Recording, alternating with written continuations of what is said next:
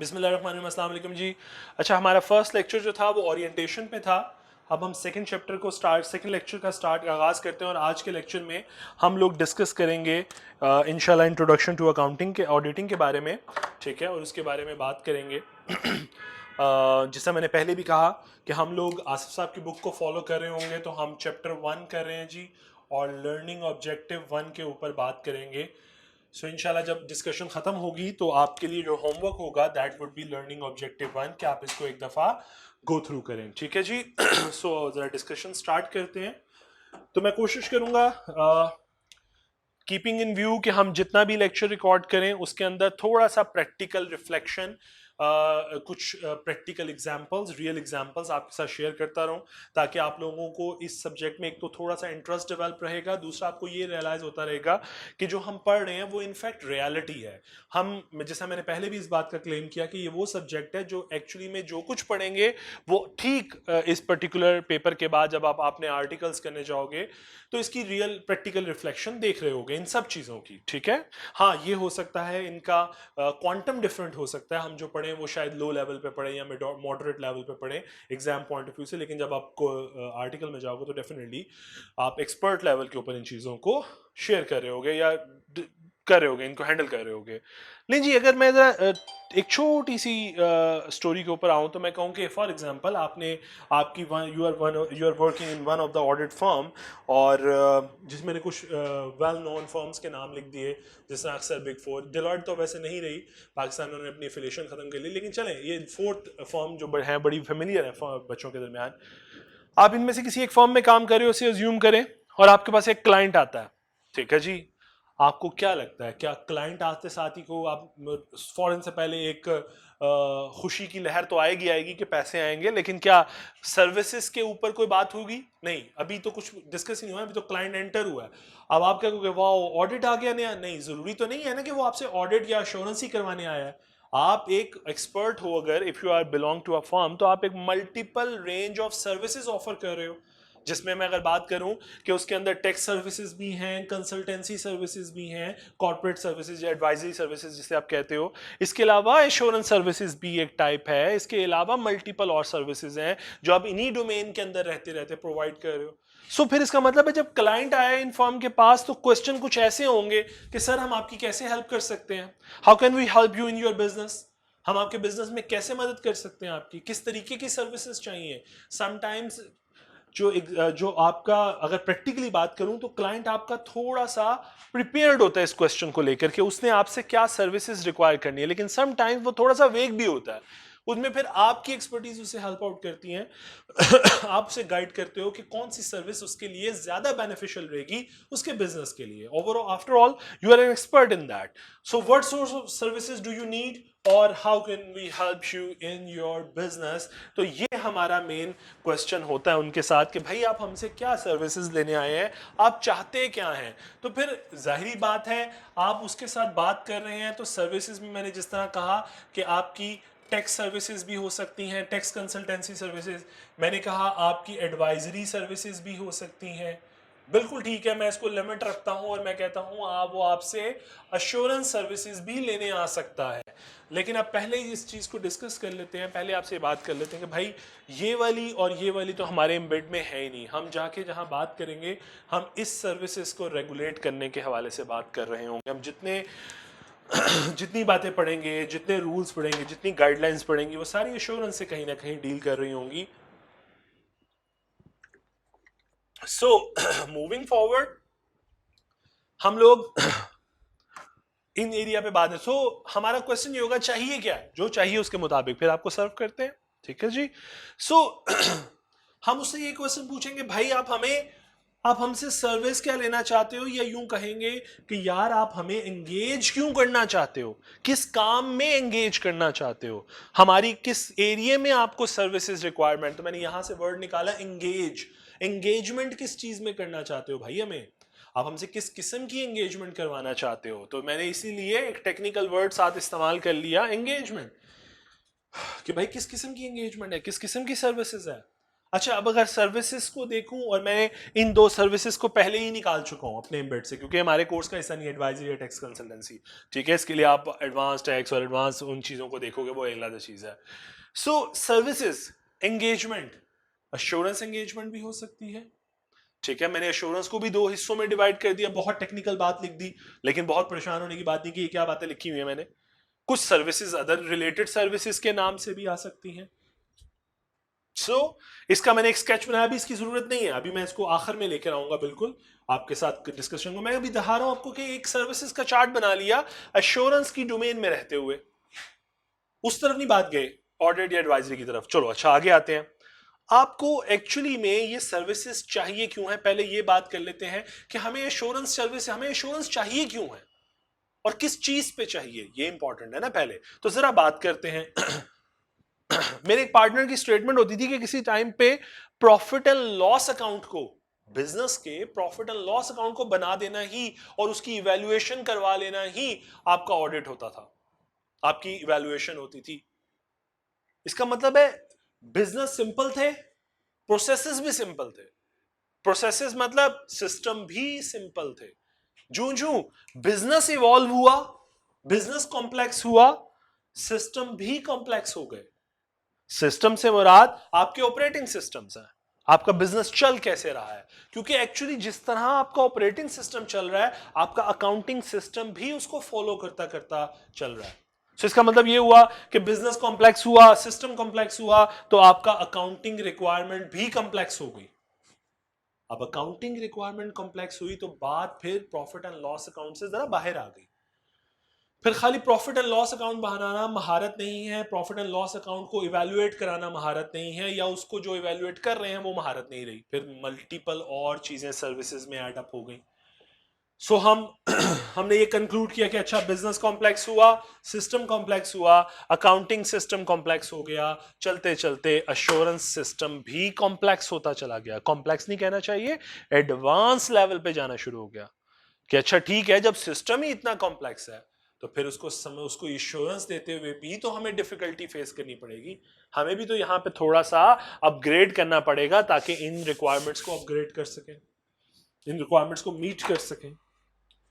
Assurance है क्या? अच्छा, एश्योरेंस, अब आपको एक बात तो समझ आ गई कि एश्योरेंस कॉम्प्लेक्स हो गई है, अभी तो समझते हैं पहले फिर एश्योरेंस चाहिए क्यों है। अब पहला नेक्स्ट क्वेश्चन है, why we need an assurance. Assurance तो यही है ना कि हमें कोई कह दे कि हाँ भाई परफेक्ट है, सर्टिफाई कर दे कोई चीज, ऐसे ही समझते हैं ना एश्योरेंस को, यार सर्टिफाई कर देता हूँ। मैं कहता हूँ आई एश्योर यू समथिंग, तो मैं सर्टिफाई करूँगा, तू परेशान ना हो, मैं एश्योरेंस देता हूँ तुझे, गारंटी देता हूँ तुझे। बात समझ आ रही है? अभी तो हमारा क्वेश्चन, अब नेक्स्ट क्वेश्चन में जो डिस्कस करने लगा हूं वो ये डिस्कस करने लगा, व्हाई वी नीड अश्योरेंस। हमें अश्योरेंस चाहिए क्यों है? तो एक क्वेश्चन तो ये आता है कि हमें भाई अश्योरेंस क्यों चाहिए। तो जरा बिजनेसेस को समझते हैं। उसको समझने के लिए पहले जरा समझना पड़ेगा कि हमारी बिजनेसेस की टाइप्स क्या हैं। तो टाइप्स ऑफ बिजनेस पे आता हूं, तो जरा ये बहुत कॉमन बातें हैं जो आप कैफ 4 कैफ 8 में पढ़ के आ चुके होंगे, या अभी कैफ 8 में हो तो पढ़ रहे होंगे, लेकिन इतना बिजनेस मॉडल आपको थोड़ा समझ आता है। टाइप ऑफ बिजनेस की बात करूं तो सोल प्रोप्राइटर है, पार्टनरशिप बिजनेस है, कंपनी का बिजनेस है। सोल प्रोप्राइटर को तो यूजुअली हम लोग इतना इग्नोरेंस ही रखते हैं, हम उसको बिजनेस इंडिविजुअल का बिजनेस मांगते हैं, और इंडिविजुअल को हम जरा साइड पे कर लेते हैं। हम बात करते हैं जरा पार्टनरशिप की और कंपनी की, क्योंकि रेगुलेटर इन दो बिजनेसेस फॉर्म के ऊपर आके जरा ज्यादा अलर्ट हो जाता है, इनको ज्यादा रेगुलेट करता है as compare to the individual business.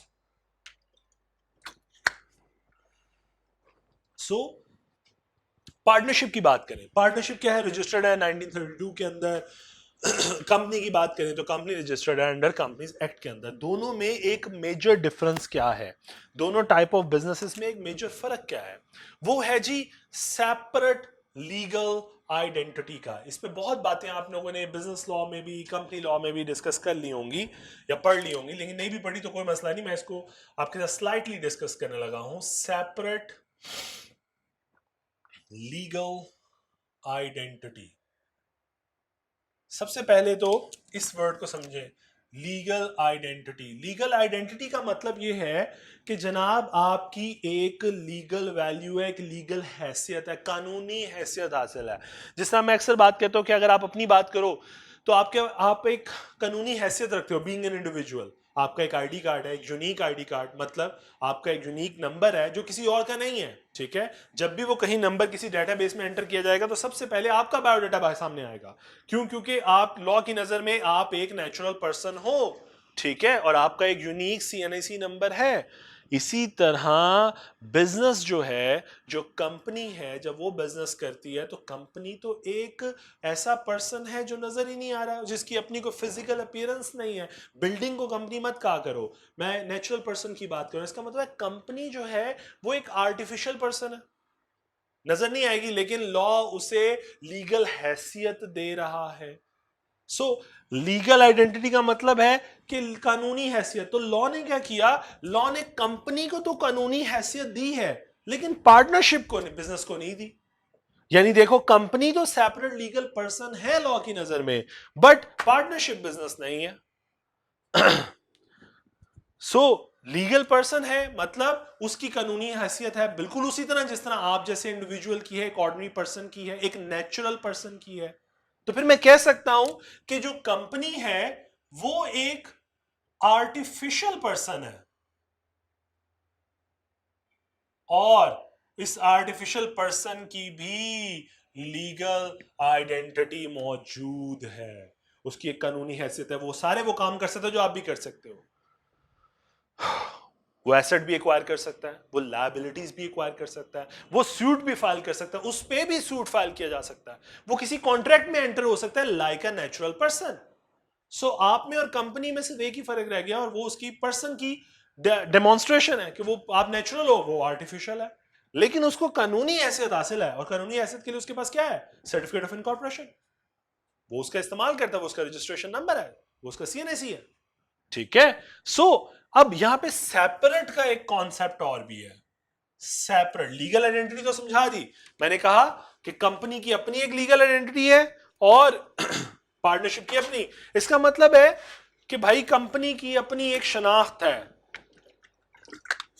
यही वजह है यही वजह है कि जब आप देखते हो कि कंपनी की फाइनेंशियल स्टेटमेंट देख रहे होते हो तो उसके अंदर जितने एसेट्स आ रहे हैं, जितनी लायबिलिटीज आ रही हैं, अगर आप उनके लीगल डॉक्यूमेंट्स उठा के देखो तो आपको रियलाइज होगा कि वो तमाम एसेट्स कंपनी के एसेट है। कंपनी उन्हें ओन करती है, कंपनी के नाम पे हैं। प्रॉपर्टी उठा के देखोगे, सपोज नेस्ले पाकिस्तान की बात करूं, प्रॉपर्टी उठा के देखोगे नेस्ले पाकिस्तान के नाम की प्रॉपर्टी होगी। व्हीकल उठा के देखोगे नेस्ले पाकिस्तान के नाम की व्हीकल होगी। लायबिलिटी देखोगे तो नेस्ले पाकिस्तान की लायबिलिटीज हैं, वो किसी इंडिविजुअल की लायबिलिटी नहीं है। Although owners are there, shareholder की शक्ल में ओनर्स मौजूद हैं, बट वो ओनर्स के एसेट नहीं है, वो एसेट कंपनी के एसेट्स हैं।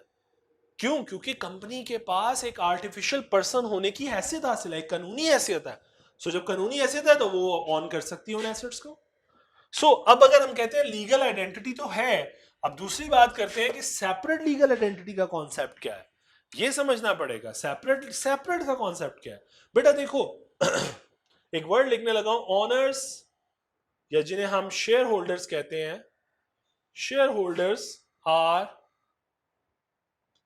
Different from management.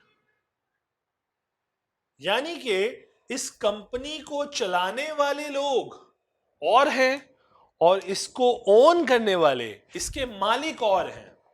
यानी कि जो चला रहे हैं वो मालिक नहीं है। लेकिन पाकिस्तान के कल्चर के अंदर या पाकिस्तान की जुरिस्डिक्शन के अंदर बहुत सी कंपनीज ऐसी हैं जहां पे ऑनर और मैनेजमेंट सेम लोग हैं। क्यों? उसकी रीजन अभी थोड़ा और एक्सटेंड होंगी तो इंशाल्लाह फिर डिस्कस करूंगा कि क्यों ऐसा है, कि कैसे ऑनर भी लेकिन अगर हम लार्ज स्केल एंटिटीज की बात करें तो वहां पे ऐसा नहीं होता। वहां पे ऑनर जो है वो यूजुअली डिफरेंट होते हैं, यानी चलाने वाले और हैं और पैसा कमाने वाले लोग और हैं। मेरी बात समझ आई? तो इसका मतलब है owners are actually the shareholders, और उन्होंने अपने बिजनेस की भाग दौड़ दे दी है मैनेजमेंट को, जिनमें डायरेक्टर हैं, चीफ एग्जीक्यूटिव हैं, ये लोग हैं जो लीड कर रहे हैं उस ऑफिस को, उस कंपनी को। डायरेक्टर्स आपके, आपके चीफ एग्जीक्यूटिव ऑफिसर्स। सो बिजनेस की भागदौड़ और लोग संभाल रहे हैं और बिजनेस के ओनर्स और लोग हैं। अब जब बात आती है ओनर्स की, तो ओनर्स तो चाहेंगे ना कि हमारे फाइनेंशियल परफॉर्मेंस जो हो जरा हमें दिखाओ। तो फाइनेंशियल परफॉर्मेंस तो ये संभाल रहे हैं, और तो यही फिर रिपोर्ट भी करेंगे ना ओनर्स को, यही फिर रिपोर्ट करेंगे, सर हमने इस एक साल में, इस 2022 में क्या कमाया, हमारी परफॉर्मेंस कैसी रही, जो कि कहां से मदद लेंगे, फाइनेंशियल स्टेटमेंट से। सो ये लोग क्या कर रहे होंगे, ये फाइनेंशियल स्टेटमेंट की मदद से इनको परफॉर्मेंस दिखाते होंगे।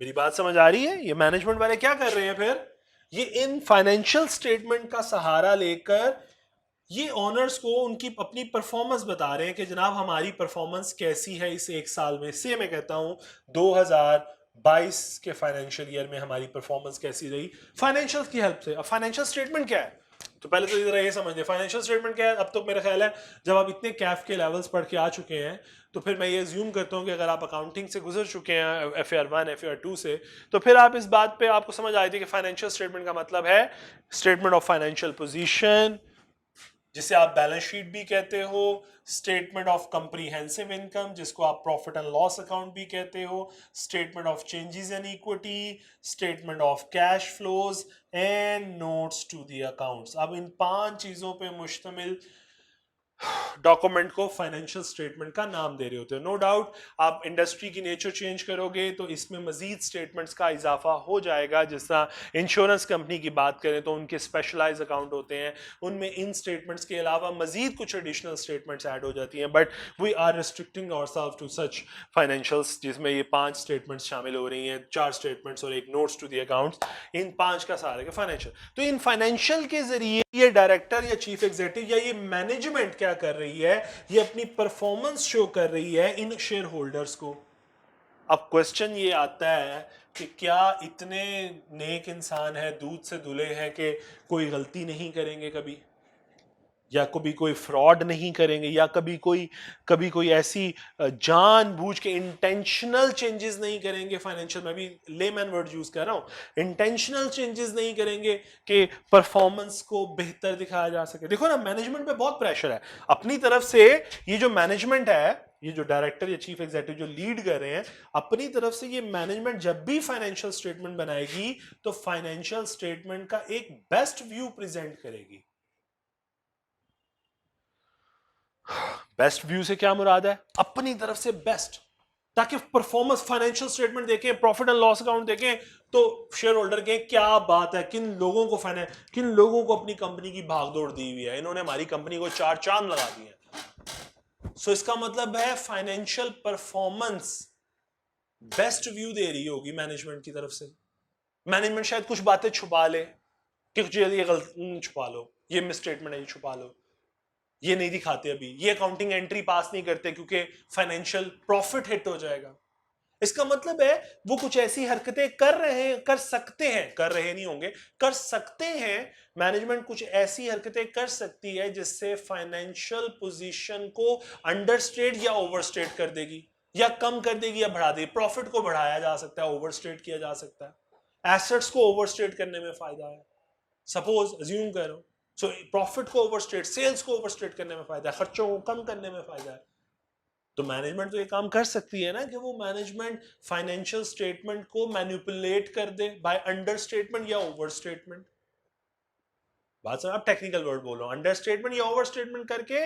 और क्या चीजें हैं, इनकम है, एक्सपेंस है, एसेट है, लायबिलिटी है, इन्हीं चीजों में तो चेंजेस करनी है।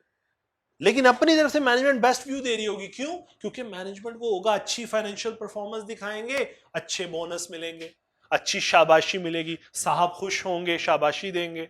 सो इनफैक्ट आप जितनी अच्छी फाइनेंस, आप बेस्ट व्यू के चक्कर में कहीं ना कहीं फाइनेंशियल स्टेटमेंट को मैनिपुलेट कर दोगे, और शेयर होल्डर को इस बात का भिनक नहीं पड़ेगी फाइनेंशियल स्टेटमेंट पढ़ के।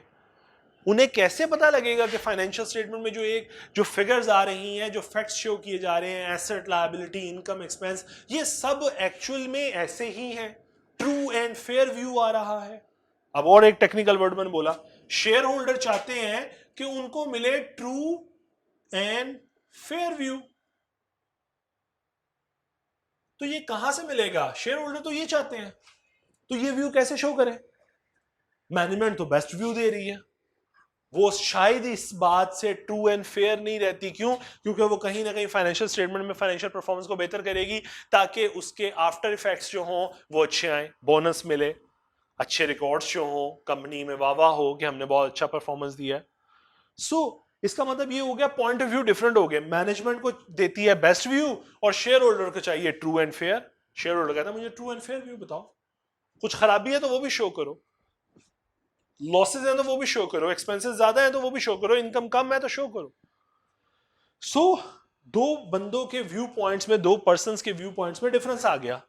मैनेजमेंट का व्यू पॉइंट बेस्ट व्यू पे चला गया, ऑनर का view point true and fair पे चला गया। अब प्रॉब्लम ये है कि इन दोनों को मीट करने के लिए क्या किया जाए?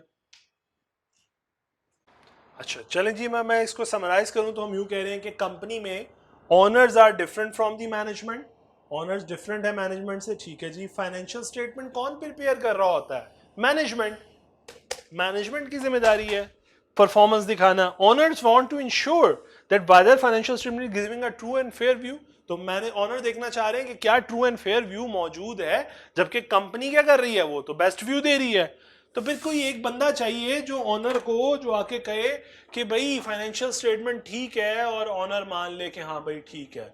उसका ताल्लुक मैनेजमेंट से नहीं होना चाहिए। यानी आप ये खुद बताओ कि क्या मैनेजमेंट से कोई बंदा आके कहेगा सर मैं आपको गारंटी देता हूं ये फाइनेंशियल बड़ी अच्छी बनाई है मिस्टर एबीसी ने, कमाल कर दिया सर, कोई बिल्कुल ट्रू एंड फेयर व्यू है, तो क्या मैं ऑनर मान लेंगे? नहीं। In fact it's mean there is someone, manage owner को कोई बंदा चाहिए हु इज थर्ड पार्टी, जिसका कोई ताल्लुक ना हो मैनेजमेंट से, जिसका कोई ताल्लुक ना हो शेयर होल्डर से, वो बस इंडिपेंडेंट हो, वो आए, वो इस फाइनेंशियल स्टेटमेंट को इवैल्यूएट करे कि इसमें जो एसेट्स, लायबिलिटी, इनकम, एक्सपेंसेस, ये तमाम चीजें जो कंपनी ने इनकर की हैं, जो भी ट्रांजैक्शंस की हैं ड्यूरिंग द ईयर, वो परफेक्टली रिफ्लेक्ट हो रही हैं फाइनेंशियल स्टेटमेंट में। यानी financial statement giving a true fair view, share holder बस ये चाहते हैं ये बात कोई इन्हें इंडिपेंडेंट पर्सन समझा दे, इंडिपेंडेंट पर्सन ये बात कह दे, इंडिपेंडेंट पर्सन आके कहे कि सर मैंने चेक कर लिया है, मैंने सारे अपना काम होमवर्क मुकम्मल कर लिया है, मैंने अपने प्रोसीजर्स लगा लिए हैं, मैं सब कुछ चेक कर लिया है, अकाउंटिंग, लॉ, कंप्लायंसेस, यानी अकाउंटिंग की बात करें तो फाइनेंशियल रिपोर्टिंग की कंप्लायंसेस, आपकी ट्रांजैक्शंस के हवाले से एश्योरेंस, हर चीज़ मैंने देख ली है, मैंने अपना होमवर्क मुकम्मल कर लिया। अभी मैं मजीद डिटेल में नहीं जा रहा, मैं आपको रिपोर्ट करता हूं, मैं आपको गारंटी करता हूं, या मैं आपको एश्योरेंस देता हूं कि ये बिल्कुल ठीक है। तो शेयर होल्डर क्या करेंगे? वेल गुड, ठीक है जी, मैं इसको मान लेता हूं। तो इसका मतलब है शेयर होल्डर किसी थर्ड पर्सन जो कि इंडिपेंडेंट है फ्रॉम द मैनेजमेंट, उसकी बात पे रिलाय कर लेंगे। सो यहां है जहां पे आपको अश्योरेंस की जरूरत पड़ी। ये है वो रीजन जिसकी वजह से हमें एश्योरेंस चाहिए हुई। किस वजह से? कि ये एक दूसरे से मिल नहीं पा रहे, एक प्लेटफॉर्म तक नहीं पहुंच पा रहे। ये बेस्ट व्यू दे रहे हैं, ये ट्रू एंड फेयर व्यू दे रहे हैं, किसी एक कॉमन प्लेटफॉर्म पे नहीं आ पा रहे। ना ये इनकी बात मान रहे हैं या ये उनकी बात मान रहे हैं। एतबार मानने का मतलब नहीं है, मतलब एतबार का, ये इस पे एतबार नहीं कर पा रहे, ये इन पे एतबार नहीं कर पा रहे। इनफैक्ट इनके एतबार की वैसे जरूरत भी नहीं है। सो इस पर्टिकुलर थर्ड पर्सन की जरूरत पड़ गई जो आके कहे कि जनाब मैं आपको कहता हूं कि मैंने चेक कर लिया, सब कुछ ठीक है।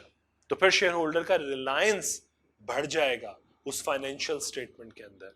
सो इनफैक्ट ये हुआ कि फिर इसका मतलब है ये वो पर्सन है जहां पे इन दोनों के डिफरेंट व्यू पॉइंट होने की वजह से इस पर्सन की जरूरत पड़ गई। ये रीजन है कि व्हाई एश्योरेंस इज नीडेड, कि थर्ड इंडिपेंडेंट पर्सन क्यों चाहिए होता है हमें एश्योरेंस के लिए। ठीक है जी। So auditor independent of the management and the owner, और ये बात समझ आ गई कि ऑडिटर जो है वो इंडिपेंडेंट है, ना वो मैनेजमेंट का सगा है ना ऑनर का सगा है, वो तो बस अपना बेस्ट वर्क करेगा, ठीक है, अपना होमवर्क मुकम्मल करेगा और एश्योरेंस देगा। Director are actually agent of the shareholder and reportable to them. तो ये बात मैंने पहले भी आप लोगों से डिस्कस कर ली है। तो जो स्केच ये बना हुआ है, ये ऑलरेडी स्केच इस नोट्स के अंदर आपको नजर आएगा। तो अगर आप गौर करें तो कुछ ऐसी सूरत हाल हो जाती है कि फाइनेंशियल स्टेटमेंट वही बात बेस्ट प्रेजेंटेशन देगी, ऑनर जो है उसे ट्रू एंड फेयर ओपिनियन चाहिए। यहाँ पे हमारे जैसे ऑडिटर्स की ज़रूरत पड़ती है, एक फर्म हायर की जाती है एश्योरेंस पर्पसेस के लिए, और फिर वो उनको रिपोर्ट करती है मैनेजमेंट को कि जनाब आपकी फाइनेंशियल स्टेटमेंट जो इन्होंने बनाई है, सॉरी रिपोर्ट करती है ऑनर को कि जो आपकी फाइनेंशियल स्टेटमेंट इन लोगों ने बनाई है वो true and fair view reflect कर रही है। इनका रिस्क क्या रहेगा? ओवर स्टेटमेंट, अंडर स्टेटमेंट का, ये बात भी हमने डिस्कस कर ली। तो इसका मतलब है ये 3 पार्टी रिलेशनशिप बन गया एक तरह से। एक पार्टी कौन हो गई? मैनेजमेंट, एक पार्टी ऑनर, एक पार्टी फर्म बन गई। आगे चलते हैं, अब बात करते हैं अश्योरेंस एंगेजमेंट। अभी हमने ऊपर फ्लो चार्ट पे दोबारा वापस आना है, लेकिन थोड़ी सी बात कर लेते हैं कि ये अश्योरेंस क्या हर दफा जरूरी है? क्या हर एक को अश्योरेंस चाहिए?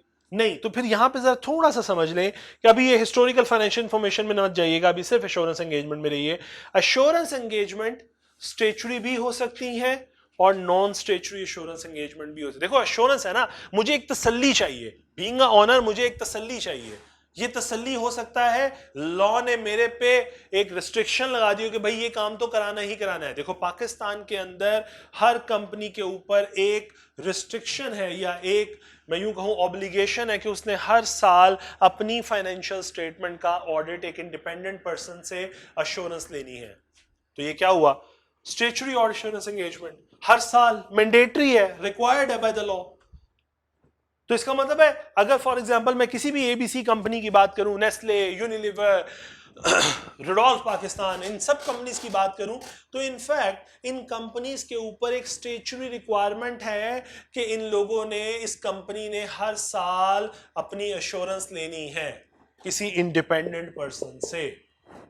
तो अब अगर यहां पे ऑडिटर अपॉइंट किया जा रहा है, किसी फर्म को अपॉइंट किया जा रहा है, तो वो क्यों किया जा रहा है? क्योंकि लॉ ने रिक्वायर किया कि हर साल ऑडिट करवाओ, हर साल अश्योरेंस लो। तो ऐसी अश्योरेंस को क्या कहूं फिर? Statutory assurance. ठीक है, स्टेचुरी अश्योरेंस एंगेजमेंट।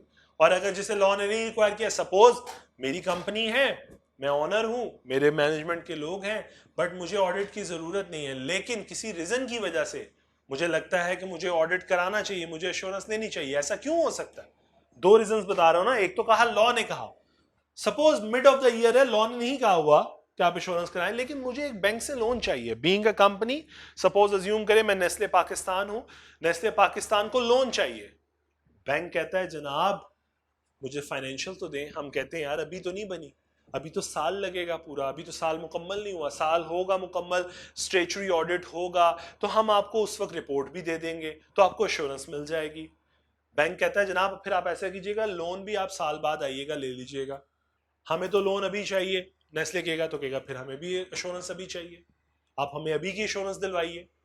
तो फिर ऐसे केस में हो सकता है कंपनी के लिए किसी थर्ड पार्टी की तरफ से एक रिक्वायरमेंट आ रही है, एक ऑब्लिगेशन आ रही है कि जनाब एश्योरेंस की रिपोर्ट चाहिए। तो फिर उस केस में कंपनी खुद भी तो चाह सकती है ना कि मुझे इस वक्त एक कोई एश्योरेंस कर दे, कोई ऑडिट सर्विसेज दे दे मुझे। उसकी नेचर क्या होगी वो बाद में बात करेंगे, उसकी नेचर ऑफ सर्विस कैसी हो सकती है। लेकिन इनफैक्ट बात ये आ गई कि रिक्वायर्ड बाय लॉ भी है और रिक्वायर्ड बाय लॉ ना भी हो तब भी कंपनीज को जरूरत पड़ जाती है। इसके अलावा मेरे ज़हन में मल्टीपल पॉइंट्स हैं जिनके ऊपर मैं एश्योरेंस की बात कर सकता हूं। किसी कंपनी ने शेयर बेचने हैं, सपोज खरीदने वाला कहेगा नहीं सर जरा ऑडिट तो करा के बताएं कि कितने आप, अच्छा अब ऑडिट नहीं होगा इसका, इसके अंदर एक और एश्योरेंस के अंदर एक छोटी सी सर्विसेज निकल आएंगी जिसे ड्यू डिलिजेंस एक्सरसाइजेस कहते हैं। अभी नहीं बताऊंगा, अभी लेटर ऑन मैं डिस्कस करूंगा ड्यू डिलिजेंस एक्सरसाइज होती क्या है। लेकिन समझा ये रहा हूं कि एश्योरेंस का डोमेन कोई बहुत रिस्ट्रिक्टेड डोमेन नहीं है, ये बहुत वाइडर स्कोप है, इसमें मल्टीपल और सर्विसेज आ जाएंगी। एक एश्योरेंस तो आपने वो देखी ना जिसे आप ऑडिट के नाम से जानते हो, इसके अलावा भी मल्टीपल एश्योरेंस सर्विसेज हैं जो ऑडिट से डिफरेंट है थोड़ी सी, लेकिन है एश्योरेंसेस, एक थर्ड पार्टी की वेरिफिकेशन है, लेकिन एश्योरेंस की कैटेगरी जरा डिफरेंट है। इसका मतलब ये हुआ कि जो लॉ रिक्वायर कर दे वो स्टेचुरी एश्योरेंस एंगेजमेंट है, और जो लॉ रिक्वायर ना करे, कंपनी की अपनी विश हो या लेंडर की रिक्वायरमेंट हो या कोई और रीजन हो सकती है, मल्टीपल, आपने कोई लोन लेना है, आपकी कोई फाइनेंशियल प्रोजेक्शंस जानी है, मल्टीपल रीजंस हो सकती हैं, तो वो भी एश्योरेंस एंगेजमेंट होती हैं, लेकिन नॉन स्टेचुरी होती हैं। State clear? अच्छा, अब जरा हम ऊपर आते हैं और अपने एक लास्ट स्केच की तरफ जरा चलते हैं जो थोड़ा सा टेक्निकल है, लेकिन कोशिश करूंगा कि आपको अगर समझा सकूं हल्का सा एक व्यू पॉइंट दे सकूं कि कैसे अश्योरेंस सर्विसेज के अंदर भी एक दुनिया है। देखो जी, सर्विस एंगेजमेंट, आई थिंक ये थोड़ा सा बड़ा कर लेते हैं। लो जी, सर्विस एंगेजमेंट, सर्विस एंगेजमेंट के अंदर मैंने 3 तरह की एंगेजमेंट लिखी, अश्योरेंस एंगेजमेंट, लेकिन साथ लिखा historical financial information. Assurance engagement लेकिन लिखा अदर देन ऑडिट या review of historical financial information. तीसरी लिखी रिलेटेड सर्विसेज। अच्छा, पहले तो जरा ये समझो, अश्योरेंस एंगेजमेंट जो है ये ऑडिट भी हो सकती है, रिव्यू एंगेजमेंट भी हो सकती है। पहले जरा सबसे इससे भी पहले हिस्टोरिकल फाइनेंशियल इंफॉर्मेशन को समझते हैं कि फाइनेंशियल इंफॉर्मेशन क्या है। फाइनेंशियल स्टेटमेंट अज्यूम कर ले, आसान लफ्ज कह देता हूं, फाइनेंशियल इंफॉर्मेशन क्या है, फाइनेंशियल स्टेटमेंट। तो हिस्टोरिकल फाइनेंशियल स्टेटमेंट से क्या मुराद हुई? फाइनेंशियल स्टेटमेंट का वर्ड यूज करूं या फाइनेंशियल इंफॉर्मेशन कहूं, तो मेरा नहीं ख्याल कि अब आपको समझ नहीं आ रही कि क्या कहना चाह रहा हूं। मैं कह रहा हूं हिस्टोरिकल से मुराद क्या है। हिस्टोरिकल के वर्ड से तो ऐसा लग रहा है जैसे हो चुका, पास्ट की बात हो रही है कोई। फाइनेंशियल स्टेटमेंट पास्ट की बात हो रही है कोई।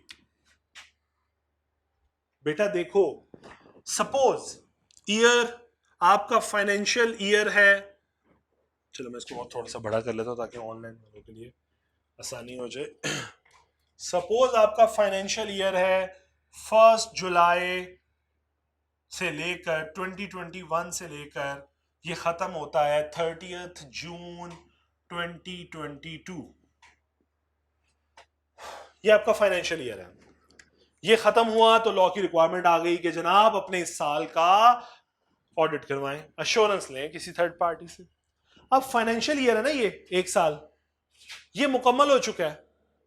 इसके बाद आप क्या कर रहे हैं, यहां पे किसी ऑडिट फर्म को हायर कर रहे हैं और उसे कह रहे हैं कि जनाब प्लीज आइए और हमें अपना व्यू पॉइंट दीजिए, बताइए क्या ये financial statement are giving a true and fair view कि जो पिछले एक साल में इस कंपनी ने ट्रांजैक्शंस की हैं, इस एक साल में कंपनी ने जो प्रॉफिट कमाया है, इस एक साल में जो एसेट लायबिलिटी शो कर रहे हैं, क्या ये पिछले साल वाले जो साल गुजर चुका है इसके बारे में अपनी ओपिनियन दें, क्या ये financial statement true and fair है कि नहीं। सो बेटा देखो, आज जब ऑडिटर खड़ा है यहां पे करके, ऑडिट फर्म का ऑडिटर खड़ा है, तो इनफैक्ट वो पिछले साल का ऑडिट कर रहा है, वो उस फाइनेंशियल स्टेटमेंट का ऑडिट कर रहा है जो बन चुकी है, कंप्लीट हो चुकी है, वो सारी ट्रांजैक्शन एग्जीक्यूट हो चुकी हैं। सो इसका मतलब हिस्टोरिकल फाइनेंशियल इंफॉर्मेशन, पिछले साल की फाइनेंशियल, ठीक है, जो गुजर चुकी। तो इसका मतलब ये हुआ अश्योरेंस एंगेजमेंट की जब भी बात करूंगा हिस्टोरिकल फाइनेंशियल, मतलब फाइनेंशियल बन चुकी, वो टाइम पीरियड गुजर चुका, रिकॉर्डिंग सारी ट्रांजैक्शन हो चुकी, फाइनेंशियल स्टेटमेंट बन चुकी, अब उसके ऊपर अपने प्रोसीजर लगाने हैं, अपना होमवर्क करना है और अपना काम मुकम्मल करना है। सो ऐसी इंश्योरेंस एंगेजमेंट को कहते हैं हिस्टोरिकल फाइनेंशियल इंफॉर्मेशन। और कुछ ऐसी भी तो हो सकती है जो हिस्टोरिकल ना हो,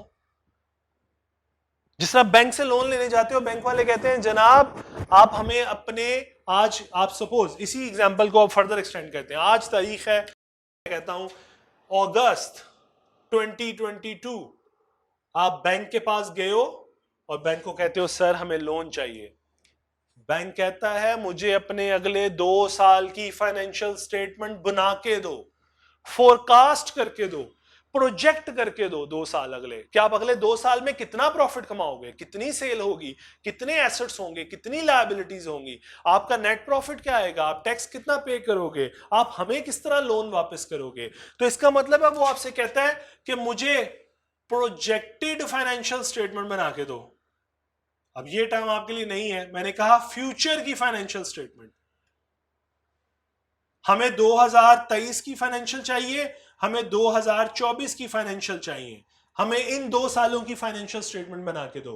प्रोजेक्शंस लगाओ, अजम्पशंस लगाओ, अपने एस्टिमेट्स लगाओ, वट एवर जो जो करना है करो, हमें ये 2 साल का प्रोडिक्ट करके दो फ्यूचर, फिर हम देखेंगे तुम्हें लोन देने के बारे में।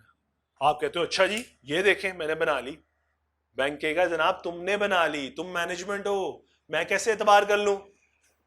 किसी ऑडिटर से जरा एश्योरेंस तो लेके दो कि वो कहते हैं कि तुमने ये ट्रू एंड फेयर है, क्या वो ये कह रहे हैं कि ये ट्रू एंड फेयर है? सपोज कि ठीक है, सही बनी है, हर चीज बिल्कुल परफेक्ट है, जो आ सकते हैं रिफ्लेक्ट, जो अजम्पशन लिए हैं वो बिल्कुल ठीक है, जो एस्टिमेट लगाए हैं ठीक है, जो परसेंटेजेस यूज किए हैं ठीक है, सेल वाकई ही इतनी बढ़ेगी, प्रॉफिट वाकई ही इतना बढ़ेगा, क्या ये बातें सारी ठीक है? तो जरा अश्योरेंस तो ले दो। तो अब जरा गौर करो इस अश्योरेंस में और इस अश्योरेंस में क्या फर्क पड़ा? ये फाइनेंशियल स्टेटमेंट टाइम पीरियड गुजर चुका, पुरानी हो चुकी ट्रांजैक्शन, साल की रिकॉर्ड जमा हो चुके, फाइनेंशियल स्टेटमेंट बन चुकी, अब ऑडिट करने आया है। यहां पे जब ऑडिटर आएगा ये फाइनेंशियल स्टेटमेंट वाला टाइम पीरियड भी आया ही नहीं, वो आज 2022 में खड़ा है, 2023 को वेरीफाई करने, 2024 को वेरीफाई करने, 2025 को वेरीफाई करने। सो फ्यूचर की फाइनेंशियल स्टेटमेंट है। इसका मतलब ये हुआ ये अदर देन ऑडिट, ये अश्योरेंस एंगेजमेंट जो है ये other than historical financial information है। और तीसरी चीज आती है रिलेटेड सर्वे, बस यहीं से आगाज करेंगे इंशाल्लाह। अब तक यहीं तक इसको जरा थोड़ा डाइजेस्ट करने की कोशिश करें, यहीं से इसको आगे लेके चलूंगा ताकि मजीद चीजें आपको गाइड कर सकूं। अल्लाह ताला आप सबको आसानी दे फरमाए। प्लीज लर्निंग ऑब्जेक्टिव 1 चैप्टर 1 आपने जरूर पढ़ना है, उसके बाद फिर यहीं से आगाज करेंगे। अल्लाह ताला आप सबको आसानी दे फरमाए। Thank you.